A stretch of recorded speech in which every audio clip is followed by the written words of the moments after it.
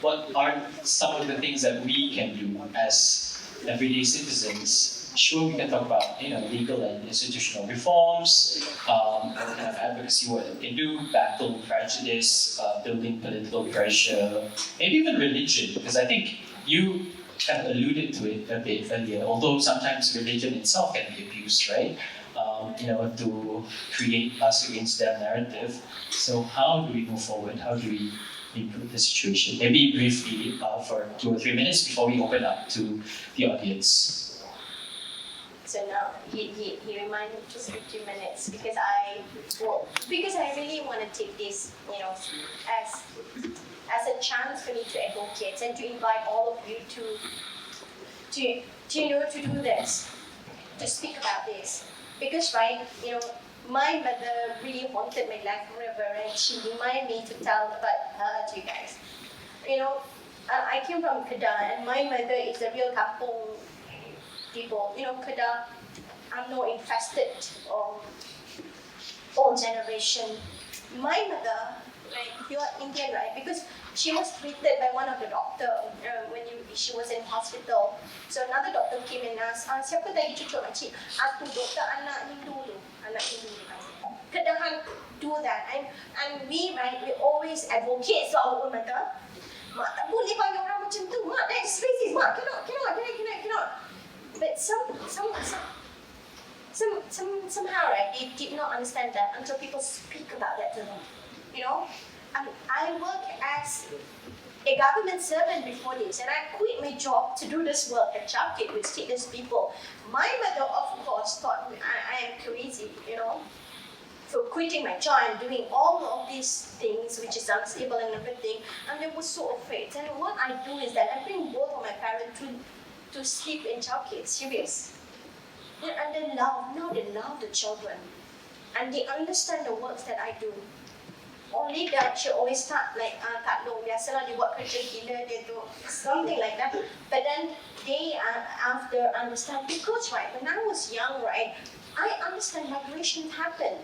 Before right now, Rohingya help, I don't know what it's called menanam padi or not, because I came from a padi plantations area, right? Paddy fields. Dulu, when I was young, it's Patani who come and do all the work. So it's migration. People migrated to do. You need foreign workers because you don't have enough people to work here for you, to help you. Time goes, and then we have Bangladeshi. Right now, right, in Kedah, if you go, right, because before this, Malaysians stigmatized Bangladeshi so much, right? But then nowadays, Bangladesh is okay because, now we stigmatize Rohingyans. So that is what we always do. We love to others people without we understand that they are part of our ecosystem and we need them. We need one another in order for us to continue living. So that is what we need to do. We need to tell stories. We need to advocate. Charitani need to become a conversation, a daily conversation that these people are not robbing you. These people are not bad people. Let me talk to you about Rohingyans, right? Usually, right, when I speak about Rohingyans, I will tell them, imagine, you are from a country where you're being abused, not abused like you're being terrorized, right? And then you come here, tak dapat belajar, tak dapat apa, and then you nak salahkan their speech because you didn't allow them to learn, to understand, to be part. When you go to Japan as a foreigner, you migrate them, right? There, right? Dia panggil you nak ajar cara nak buang sampah. Hari ni, there's a cause in that. The community teach you. We neglected the community, And I really want to emphasize this. Muslims, right? Supposed to be kind. Religion supposed to be kind. Muslims start talking to one another with Assalamu alaikum, Assalamu alaikum. We say, may peace be upon you. We invite people. So why can't we be kind just because they are different from us? I think it would take years, because it takes years for us to accept one another. We accept Malay, we have Kadazan, Iban, Chinese, Indian. It takes years for us. And I think it would take years for us to accept the others. We say the others. But the conversations need to continue. We need to advocate. We need to speak about it so that the others become us, become part of us. We understand that we are not taking, each other right. Dan tak boleh nak ada conversation yang pas ni merepatlah kita di tanah sendiri. You cannot say that. It's 2024. Migrations happen. People move along the way.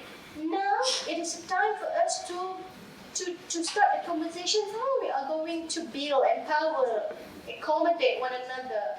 By having that kind of conversations, we are actually empowering ourselves as well. But do we want to start? How we want to start? I saw a lot of young faces in here.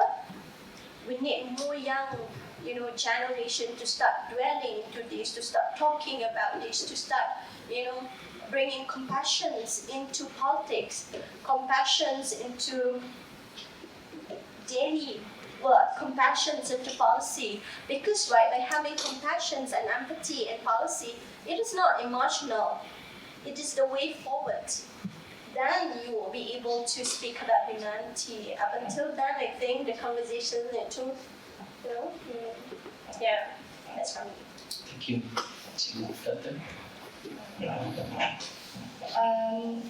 Way forward, right? So I think we have to go beyond law and legal reforms, right? We have seen how even the strongest safeguards that we have in our law are still susceptible and still vulnerable to political will, right? So I think we need to go beyond this and start educating ourselves about the root causes around prejudice, misconception, and discrimination that underlie a lot of the discourse around statelessness. Right? And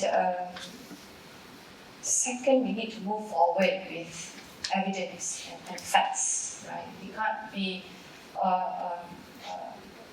promoting any change or reform by just giving one example about one occasion where an Indonesian woman was found to have abandoned her baby at a hospital. So we need to be comprehensive in terms of the data impact on people, like people in Sabah as well, the natives or holders of PR. How would you assess the implications on these people when you remove the provision allowing for children of PR to acquire automatic citizenship?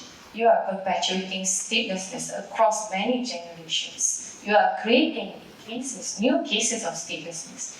Are we not looking at this, for real? I mean, so we need to move with solid data, facts, and evidence, and also we need to, I think, understand that sometimes citizenship is not the only solution to the problem of statelessness, right?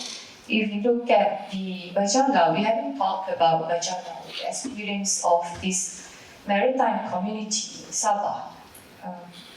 Community who doesn't fit neatly into the concept of nation state based on physical borders, right? And this actually, the unique way of life, the traditional and cultural practices, they signal that we need more flexible, we need more contextual and sensitive approaches that really meet the demands and the reality of certain people whose lives are different from ours, right?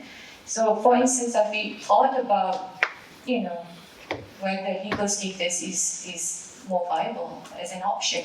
At a regional corporation, we perhaps can explore regional cooperation among Southeast Asian nations to create a legal framework for the protection of these people and to ensure respect for their unique way of life and cultures. Right? So there are contextual approaches to solving statelessness for different segments of impacted communities, I would say. And of course, we need a broader and deeper engagement with multiple stakeholders. I brought Wong to my university to tell his stories as a former stateless person. My students didn't want to hear from me anymore. So they are looking for stories to inspire them, right? And we need to create more platforms and spaces for these people to be invited and to share their lived experiences with us, right? Their aspirations and we should sort of there's a strong case to not allow the narratives that are disempowering and that undermine their agency anymore. So we need to look at them as able members of the societies to contribute equally to our nation. Right? So I'll end that. Thank you. Thank you so much, Dr.